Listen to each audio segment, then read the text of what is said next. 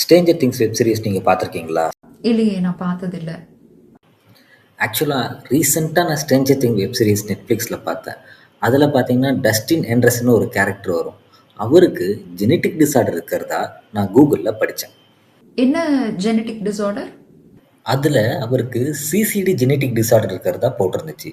சிசியோட full form என்ன, அதோட genetic டிஸார்டரை பற்றி கொஞ்சம் சொல்ல முடியுமா? ஷூர்.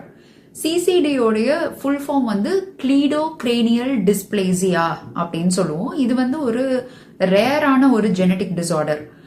இது ஏன் நம்ம ரேருன்னு சொல்றோம்னா, ஒரு 1 மில்லியன் பீப்புள் எடுத்துக்கிட்டிங்கன்னா, அதாவது ஒரு 10 லட்சம் பேர் எடுத்துக்கிட்டிங்கன்னா அதுல ஒருத்தவங்களுக்கு இந்த டிஸார்டர் வந்து வருது. அதனால இது வந்து ஒரு ரேரான ஜெனட்டிக் டிஸார்டர்.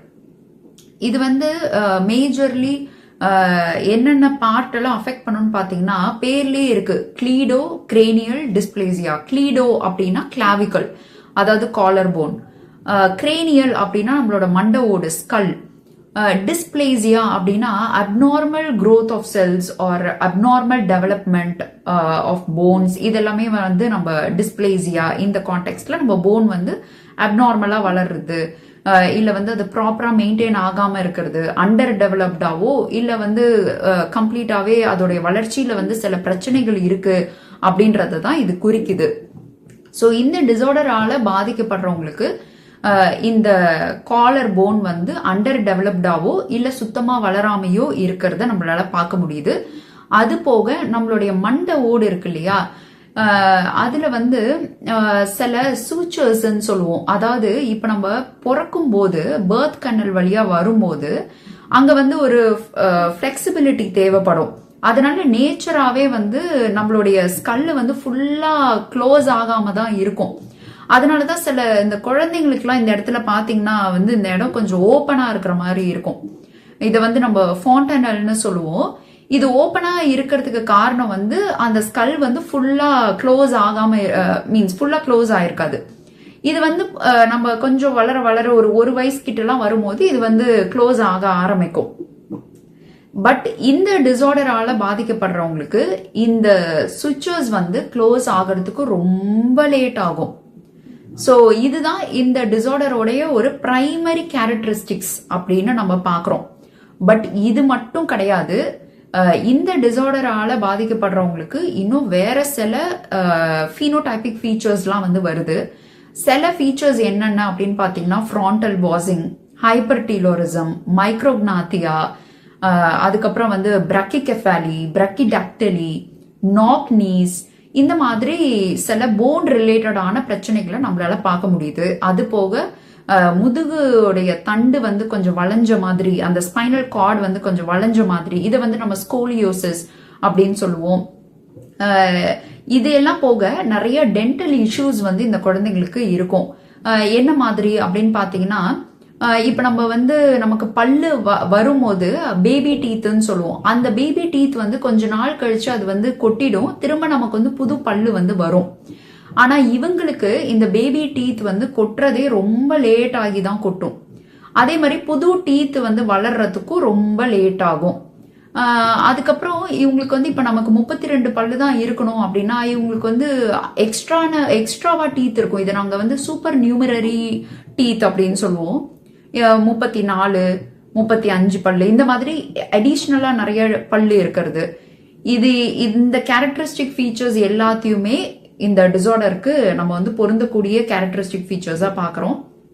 இது போக இந்த டிசார்டரால பாதிக்கப்பட்ட சில குழந்தைங்களுக்கு வந்து ஹியரிங் லாஸ் இருக்கு, சைனஸ் ரிலேட்டடான இன்ஃபெக்ஷன்ஸ் வந்து அவங்களுக்கு ஃப்ரீக்வெண்டா வர்றது, இது எல்லாமே வந்து ரிப்போர்ட் ஆயிருக்கு.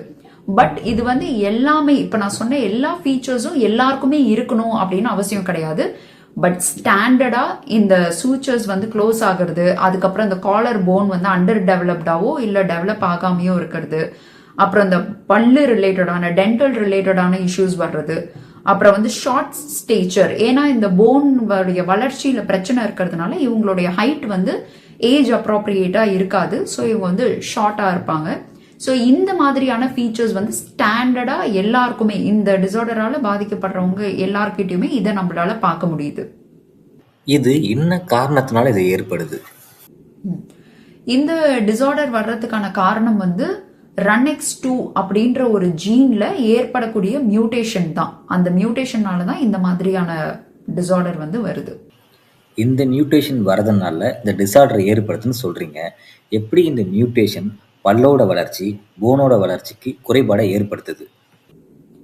That's a good question. இப்போ நான் RUNX2 ஜீன் சொன்னேன் இல்லைங்களா, அது வந்து நார்மலா அது வந்து ஒரு டிரான்ஸ்கிரிப்ஷன் ஃபேக்டர் அப்படின்ற ஒரு டைப் ஆஃப் புரோட்டீனை வந்து கோட் பண்ணுது. அந்த புரோட்டீன் போயிட்டு இந்த போனு, அப்புறம் கார்டிலேஜ், டீத்து, இதுக்கு முக்கியமான செல்ஸ்க்கான ஜீன்ஸை வந்து ஆக்டிவேட் பண்றதுக்கான ப்ரொமோட்டர்ஸ்ல போயிட்டு இது பைண்ட் ஆகும். பைண்ட் ஆகி அந்த விஷயங்களை வந்து ஆக்டிவேட் பண்றது தான் இந்த புரோட்டீனோடைய வேலை, இந்த டிரான்ஸ்கிரிப்ஷன் ஃபேக்டரோடைய வேலை. இப்போ நம்மளுடைய ஒரு செல்லுலயும் 23 குரோமோசோம்ஸ் இருக்கு. அதுல அந்த 23வது குரோமோசோமை வந்து நம்ம செக்ஸ் குரோமோசோம்னு சொல்லுவோம். ஸோ மீதி இருக்கிற இந்த 22 குரோமோசோம்ஸும் எப்பவுமே அதுக்குன்னு வந்து ஒரு ஜோடியோட தான் இருக்கும். சரிங்களா? இப்ப இந்த RUNX2 அப்படின்ற ஜீன் வந்து அதோடைய 2 ஜோடி குரோமோசோம்ஸ்லயுமே பிரசன்ட் ஆயிருக்கும். இப்போ இதுல ஒரு ஜோடியில இந்த RUNX2 ஜீன் வந்து மியூட்டேட்டடா இருக்கு, இன்னொன்னு ஜோடியில இது நார்மலா இருக்குன்னு வைங்களேன். இப்போ நார்மலா இருக்கிற ஜோடியில இருந்து டிரான்ஸ்கிரிப்ஷன் ஃபேக்டர் வந்து ஆஸ் யூஷுவல் எவ்வளவு ப்ரொடியூஸ் ஆகணுமோ அவ்வளோ வந்து அது கோட் பண்ணியிருக்கும்.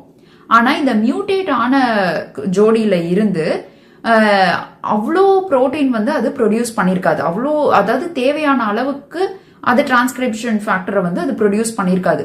இப்போ இங்க வந்து ஒரு இன்சஃபிஷியன்சி வந்து ப்ரொடியூஸ் ஆயிருக்கு இல்லையா, ஒரு இன்சஃபிஷியண்டா இருக்கு இல்லையா, இந்த வந்து நாங்க ஜெனட்டிக்ஸ்ல ஹாப்ளோ இன்சஃபிஷியன்சி அப்படின்னு சொல்லுவோம்.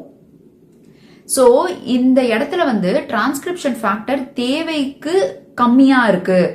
அதனால இந்த கார்டிலேஜ் வந்து போனா கன்வெர்ட் ஆகிற ப்ராசஸ், அதை நாங்க வந்து ஆசிஃபிகேஷன் அப்படின்னு சொல்லுவோம். அந்த ப்ராசஸ், அப்புறம் வந்து டீத்தோடைய டெவலப்மெண்ட், போனோடைய வளர்ச்சி, இது எல்லாமே வந்து குறையுது, அண்டர் டெவலப்டா இருக்கு. அதனாலதான் நம்ம ஃபர்ஸ்டே சொன்ன மாதிரியான போனுடைய வளர்ச்சி ரிலேட்டடான பிரச்சனைகள் வந்து இந்த டிசார்டருக்கு முக்கியமா இருக்கு. இன்ஃபேக்ட் டஸ்டின் கேரக்டரில் நீங்கள் சொன்னது எல்லாமே அதில் ஆக்சுவலாக வரும். அந்த காலர் போனாக இருக்கட்டும், நீங்கள் சொன்ன டீத்தாக இருக்கட்டும், அவர் ஷார்ட்டாக இருக்கிறதா இருக்கட்டும், இது வந்து ஒரு எபிசோடில் அந்த டீத்தை பற்றி ஒரு டயலாக் மாதிரி கூட அதில் வரும். Okay fine. இப்போது டஸ்டினோட பேரண்ட்ஸ்க்கு சிசிலியால் அஃபெக்ட் ஆனதுனால இது வந்திருக்குமா, இல்லை வேற ஏதாச்சும் காரணங்கள் இருக்கும்? இதுல வந்து நம்ம 3 சினாரியோஸை நம்ம வந்து கன்சிடர் பண்ணணும். ஃபர்ஸ்ட் என்னன்னு பாத்தீங்கன்னா, இது வந்து ஒரு டினோவோ மியூட்டேஷனா இருக்கலாம். டினோவோனா இவங்களோட பேரண்ட்ஸுக்கு இது அஃபெக்ட் ஆயிருக்காது, இவங்களுடைய ஃபேமிலி ஹிஸ்டரியிலேயே யாருக்கும் இந்த டிசார்டர் இருந்திருக்காது. இந்த குழந்தை வந்து உருவாகும் போதே இந்த RUNX2 ஜீன்ல வந்து மியூட்டேஷன் ஏற்பட்டிருக்கலாம். அதனால அவங்களுக்கு இந்த டிசார்டர் வந்து வந்திருக்கலாம். இது வந்து நம்ம டினோவோ மியூட்டேஷன் அப்படின்னு சொல்லுவோம். இது வந்து ஒரு சினாரியோ. ரெண்டாவது, அவங்களோட பேரண்ட்ல அவங்க அம்மாவோ இல்ல அவங்க அப்பாவோ யாருக்கோ ஒருத்தவங்களுக்கு இந்த ஜீன் மியூட்டேஷன் இருந்திருக்கலாம். பட் அவங்க வந்து ஏசிம்டமேட்டிக்கா இருக்கலாம். அதாவது அவங்களுக்கு இந்த மியூட்டேஷன் இருக்கும், பட் அவங்களுக்கு வந்து இந்த டிசார்டர் வந்து எக்ஸ்பிரஸ் ஆயிருக்காது. பட் அது நெக்ஸ்ட் ஜெனரேஷனுக்கு வரும்போது அது வந்து எக்ஸ்பிரசிவா இருக்கு. ஸோ இது வந்து செகண்ட் சினாரியோ. தேர்டு என்னவா இருக்கலாம் அப்படின்னா, அவங்களுடைய பேரண்ட்ஸ்ல அப்பாவோ அம்மாவோ யாரோ ஒருத்தவங்க இதனால அஃபெக்ட் ஆயிருக்கலாம். அண்ட் அந்த 50% சான்சஸ் இன் ஈச் பிரெக்னன்சி சொல்லியிருந்தேன் இல்லைங்களா, அந்த இதுல இவருக்கும் வந்து அது டைரக்டா இன்ஹெரிட் ஆயிருக்கலாம். ஸோ இந்த 3 சினாரியோல எப்படி வேணாலும் இந்த டிசார்டர் வந்து இன்ஹெரிட் ஆகும். இது இந்த டிசார்டருக்குன்னு கிடையாது, ஆட்டோசோமல் டாமினன்ட் எந்த டிசார்டர் எடுத்தாலுமே இந்த ஃபார்முலா வந்து அப்ளை ஆகும். இவங்க இந்த மாதிரி ஸ்கூல் காலேஜ் எல்லாம் போக முடியுமா, படிக்க முடியுமா? இது நிறைய பேரண்ட்ஸோடைய கொஸ்டினாவே இருக்கும். இந்த சிசிடி ப்ராப்ளம் வந்து இன்டெலிஜென்ஸை வந்து எந்த விதத்திலையும் அஃபெக்ட் பண்றது கிடையாது. அதாவது there are certain genetic disorders that affect IQ, like Down syndrome. Down syndrome இருந்ததுன்னா அந்த குழந்தைக்கு கண்டிப்பா மூளை வளர்ச்சி வந்து கொஞ்சம் கம்மியா இருக்கும். பட் இந்த மாதிரி இந்த சிசிடி ப்ராப்ளம்ல இன்டெலிஜென்ஸ் வந்து எந்த விதத்திலையும் அஃபெக்ட் ஆகிறது இல்லை. ஸோ இவங்களால கண்டிப்பா படிக்க முடியும். இவங்க இந்த மாதிரி மேரிட்டல் லைஃப்க்கு எல்லாம் போக முடியுமா? சிசிடி வந்து இன்ஃபர்டிலிட்டியில எந்த விதமான பிரச்சனைகளையும் காஸ் பண்ற மாதிரி இது வரைக்கும் எங்கேயும் ரிப்போர்ட் ஆகல. அஃப்கோர்ஸ் அவங்க கல்யாணம் பண்ணலாம், அவங்களும் வந்து குழந்தைகள் பெத்துக்கலாம், அதுல வந்து எந்த விதமான இன்டர்ஃபியரன்ஸ் இந்த டிசார்டரால கிடையாது. பட் அவங்க வந்து பிரெக்னன்சின்னு போகும்போது அவங்க சில விஷயங்களை வந்து கன்சிடர் பண்ண வேண்டியது ரொம்ப அவசியமா இருக்கு. ஏன் அப்படின்னா இந்த பர்டிகுலர் ஜீன் மியூட்டேஷன் வந்து ஆட்டோசோமல் டாமினன்ட் பேட்டர்ன் ஆஃப் இன்ஹெரிட்டன்ஸை ஃபாலோ பண்ணுது. ஏன்னா நம்ம முன்னாடியே சொல்லியிருக்கிறோம், அதாவது இந்த 2 ஜோடி குரோமோசோம்ல ஒரு ஜோடியில வந்து இந்த RUNX2 ஜீன் மியூட்டேட் ஆனாலே போதும் இந்த டிசார்டர் வர்றதுக்கு. கரெக்டுங்களா? அப்போ இது வந்து நெக்ஸ்ட் ஜெனரேஷனுக்கு போறதுக்கு 50% சான்சஸ் வந்து ஒரு பிரெக்னன்சிலையும் இருக்கு. இது வந்து ரொம்ப இம்பார்ட்டன்டான ஒரு விஷயமா நம்ம கன்சிடர் பண்றோம். இதுல இருந்து நம்ம ப்ரிவென்ட் பண்ணிக்க முடியறதுக்கு நிறைய சான்சஸ் இருக்கு. இந்த இன்ஹெரிட்டன்ஸை நம்மளால ப்ரிவென்ட் பண்ண முடியும். அதுக்கு சில ஜெனட்டிக் டெக்னாலஜிஸ்லாம் வந்து ஹெல்ப் பண்ணும். Like pre implantation genetic diagnosis, pre implantation genetic screening, ஷார்ட்டா PGD PGS சொல்லுவோம். இந்த மாதிரியான மெத்தட்ஸ்க்குலாம் போனோம் அப்படின்னா அவங்களுக்கு வந்து ப்ரையரா ஜெனட்டிக் கவுன்சிலிங் எடுத்துக்கணும். அப்பதான் வந்து நம்ம ப்ரீநேட்டல் டைம்ல, அதாவது கர்ப்ப காலத்துல நம்ம என்னென்ன மாதிரியான ஜெனட்டிக் டெஸ்ட்டுக்கு நம்ம ப்ரிப்பேர் ஆகணும், அந்த ஜெனட்டிக் டெஸ்ட் வந்து இந்த PGD PGSக்கு எப்படி ஹெல்ப் பண்ணும், இந்த மாதிரியான பிளான் எல்லாம் வந்து நம்ம முன்கூட்டியே பண்ணிக்கிறது இட்ஸ் ஹைலி ரெக்கமெண்டட். ஸோ இவங்களுக்கு வந்து கல்யாணம், குழந்தைகள் possible, but genetic counselling is highly recommended. இந்த ஜெனட்டிக் டிசார்டருக்கு ஏதாச்சும் மெடிசன் இருக்குங்களா, இல்லை இதை க்யூர் பண்ண முடியுமா இந்த டிசார்டரை? ஓகே, இந்த ஜெனட்டிக் டிசார்டருக்குன்னு ஸ்பெசிஃபிக்கான மெடிசின்ஸ் அப்படின்னு எதுவும் இல்லை. இந்த டிசார்டரை நம்மளால கம்ப்ளீட்டா கியூர் பண்ணவும் முடியாது. இன்ஸ்டெட் இதுக்கு நிறைய மெடிக்கல் மேனேஜ்மெண்ட் இருக்கு. சே ஃபார் எக்ஸாம்பிள், இவங்களுக்கு இந்த டென்டல் ரிலேட்டடான இஷ்யூஸ் வரும் அப்படின்னு சொல்லியிருந்தேன் இல்லையா, இது எல்லாமே ஒரு டென்டிஸ்ட் கிட்ட காமிச்சு அவங்களால இதுக்கு ஏத்த ட்ரீட்மெண்ட் எடுத்துக்கிட்டு இதை வந்து அவங்களால சார்ட் அவுட் பண்ணிக்க முடியும். அதே மாதிரி சில பேஷண்ட்ஸ்க்கு வந்து ஸ்கோலியோசிஸ் இருக்கும் அப்படின்னு சொல்லியிருந்தேன் இல்லையா, அதுக்குமே வந்து இது சர்ஜரி மாதிரியான சில மெடிக்கல் மேனேஜ்மெண்ட்ஸ் மூலியமா அதை அவங்க கரெக்ட் பண்ணிக்கலாம். ஸோ இந்த மாதிரி மெடிக்கல் மேனேஜ்மெண்ட் இருக்கு. பட் இந்த டிசார்டரை கம்ப்ளீட்டா நம்மளால வந்து கியூர் பண்ண முடியாது. பட் இந்த மெடிக்கல் மேனேஜ்மெண்ட்ஸ் மூலியமாவே அவங்களுடைய குவாலிட்டி ஆஃப் லைஃபை வந்து அவங்களால இம்ப்ரூவ் பண்ணிக்க முடியும். உங்களோட வியூவில் இந்த சொசைட்டி இவங்களை எப்படி பார்க்குது, அப்புறம் எப்படி ட்ரீட் பண்ணுது? இந்த மாதிரி ஜெனட்டிக் டிசார்டரால பாதிக்கப்படுற குழந்தைகள், நாட் ஓன்லி சிசிடி, டவுன் சிண்ட்ரோமா இருக்கலாம், தலசீமியாவா இருக்கலாம், டுஷின் மஸ்குலர் டிஸ்ட்ரோஃபியா இருக்கலாம், எனி ஜெனட்டிக் டிசார்டரால பாதிக்கப்படுற குழந்தைகளை இந்த சொசைட்டி எப்பவுமே ஐசோலேட்டடா தான் பாக்குறாங்க, ஒரு கர்ஸா பாக்குறாங்க. அதுவும் இது வந்து தமிழ்நாட்டுல இது வந்து ஒரு பெரிய பேர்டன். என்ன சொல்லுவாங்கன்னா, இது நிறைய பேஷண்ட்ஸ், அந்த பேரண்ட்ஸ் வந்து நம்ம கிட்ட சொல்லுவாங்க, நாங்க ஏதோ ஒரு பாவம் பண்ணிருக்கோம், அதனாலதான் எங்களுக்கு இந்த குழந்தை பிறந்திருக்கு அப்படின்லாம் சொல்றாங்க அப்படின்ற மாதிரி சொல்றாங்க. ஸோ இந்த மாதிரியான லேபிள் அவங்களுக்கு கொடுக்கறது, அவங்கள வந்து அவங்க எங்கேயாவது பப்ளிக் பிளேஸ்ல பார்த்தாங்கன்னா, அந்த அந்த குழந்தைய பாரு, பாக்குறதுக்கு பாரு இப்படி இருக்கு, அது கண்ணெல்லாம் இப்படி இருக்கு, இந்த மாதிரியான ஒரு பார்வையில பாக்குறது வந்து யாருக்கா இருந்தாலுமே அன்கம்ஃபர்டபுளா தானே இருக்கும். இப்ப நம்மளே வந்து யாராவது இந்த மாதிரி பார்த்தாங்கன்னா நமக்கு அது எவ்வளவு அன்கம்ஃபர்டபுளா இருக்கும். ஆல்சோ அது நம்மளுடைய கான்பிடன்ஸே வந்து குறைக்கும் இல்லைங்களா. சோ இதே மாதிரி தான் இந்த குழந்தைங்களும் ஃபேஸ் பண்றாங்க. இது நான் வந்து சில குழந்தைகள் சொல்லியுமே நான் கேட்டிருக்கேன். இந்த மாதிரி நான் ஸ்கூலுக்கு போனேன், என் ஃப்ரெண்ட்ஸ் வந்து என் கிளாஸ்ல இருக்கிறவங்க யாரும் எங்க கிட்ட பேசுறது இல்லை, எங்களுக்கு ஃப்ரெண்ட்ஸ் கிடையாது, எங்களை எல்லாரும் கேலி பண்றாங்க, நான் ஷார்ட்டா இருக்கேன்னு என்னை வந்து கிண்டல் பண்றாங்க.